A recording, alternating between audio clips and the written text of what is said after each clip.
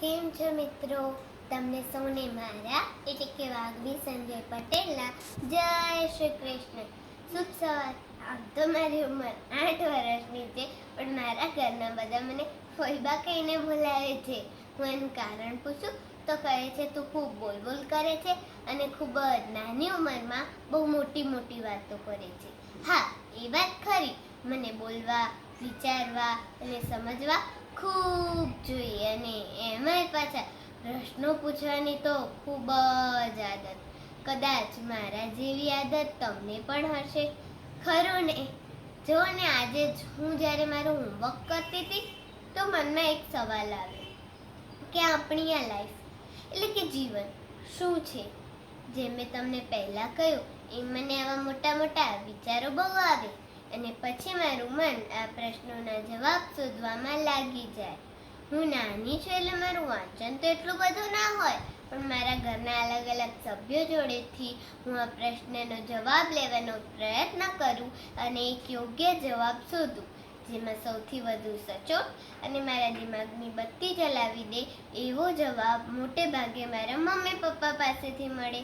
અને આજે પણ જ્યારે મારા મનમાં આ સવાલ આવ્યો, હું તરત જ દોડીને મારા પપ્પા પાસે ગઈ, અને હંમેશાની જેમ મને આજે પણ મારા પ્રશ્નનો જવાબ મળી ગયો. મેં એમનો જવાબ અને એના પછી મારા દિમાગમાં આવેલા જવાબોનો સમન્વય કર્યો કે વાઘની લાઈફ ઇઝ લાઈફ, એનું કોઈ એનાલિસિસ ના કરવાનું હોય, જીવનને જીવી જાણવાનું હોય.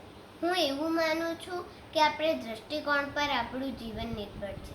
હવે તમે કહેશો કેવો દ્રષ્ટિકોણ? આપણે આપણા ઘરમાં ઘણીવાર જોયું હશે કે ક્યારેક ઘરમાં બધા જ ખૂબ ખુશ હોય, એકબીજા સાથે પ્રેમથી બેસી વાતો કરતા હોય, આપણા જોડે ટાઈમ સ્પેન્ડ કરતા હોય, ત્યારે આપણને પણ સારું લાગતું હોય છે. પણ ક્યારેક ઘરમાં બધા જ ખૂબ ઉદાસ હોય, ટેન્શનમાં હોય, બધા જ પોતપોતાની જંજાળમાં ગૂંથાયેલા હોય, કોઈને કોઈની સાથે વાત કરવાની પણ ફુરસત ના હોય, ત્યારે આપણને પણ ખરાબ લાગતું હોય છે કે આનો કોઈ સોલ્યુશન ખરું? હા, આપણા જીવનને જીવવાનો દ્રષ્ટિકોણ બદલો. આપણે આના માટે એક પ્રયોગ કરીએ. માની લો તમને ખૂબ તરસ લાગી છે ને તમને તમારી તરસ છીપાવવા ઓછામાં ઓછા 1 ગ્લાસ પાણીની જરૂર છે, પણ હું તો તમને આ અડધો ગ્લાસ પાણી આપું છું, જ્યારે મારા પાસે જગ ભરીને છે. તો તમે શું વિચારશો? ઘણા લોકો એવું વિચારશે કે કેવી છે આ છોકરી, મને ખૂબ તરસ લાગી છે, આના પાસે જગ ભરીને પાણી છે અને છતાંય મને ખાલી અડધો ગ્લાસ પાણી જ આપે છે.